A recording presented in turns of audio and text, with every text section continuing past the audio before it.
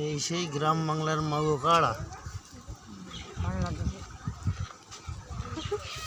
এই হচ্ছে জালিয়ে,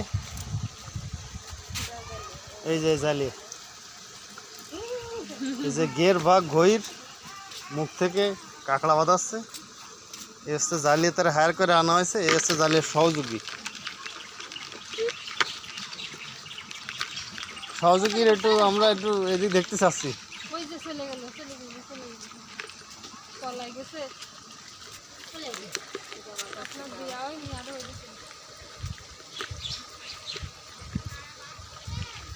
আরে